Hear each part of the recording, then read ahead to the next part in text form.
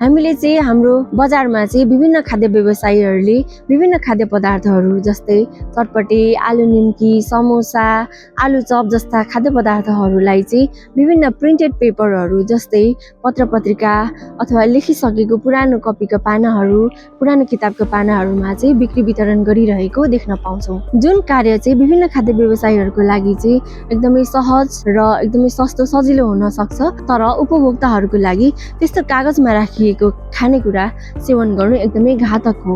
किनभने यस्तो पेपरहरूमा चाहिँ विभिन्न हेभी मेटल्सहरू जस्तै लिड, क्रोमियम, आर्सेनिक साथै अरू क्यान्सर बनाउन सक्ने तत्त्वहरू जस्तै एरोमेटिक हाइड्रोकार्बन्स, नाफ्थालामाइड जस्ता केमिकलहरू हुन्छन्।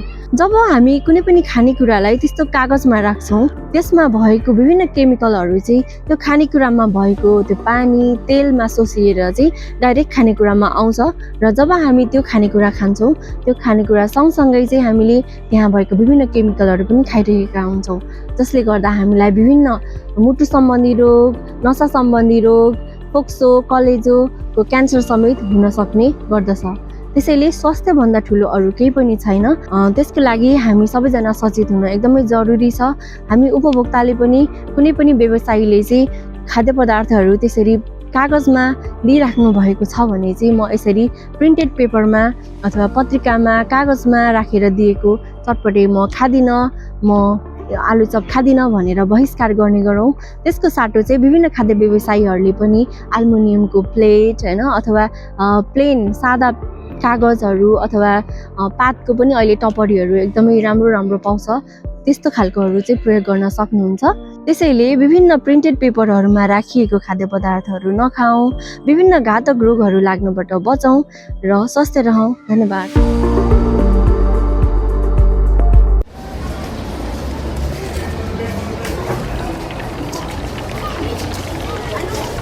मम्मी आलु चप किनिदिनुहोस् न। दिदी, हजुरले यो आलु चप कस्तो तेलमा बनाउनु भएको हो?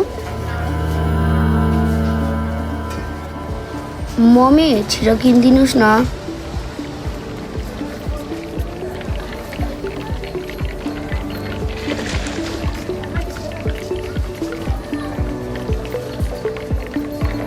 होइन बाबु, जाउँ अर्कै ठाउँ।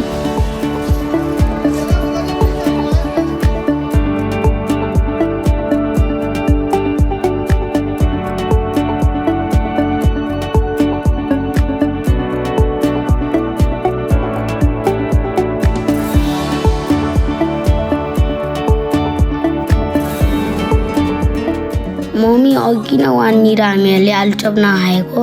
तिम्रो स्वास्थ्यको लागि जहिले पनि मैले राम्रो तेलमा बनाएको खाना र राम्रो ठाउँ नै रोज्ने गरेको छु बाबु।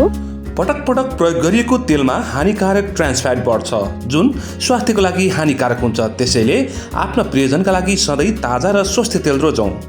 सचेततामा स्वस्थ सन्तान, समृद्ध परिवार।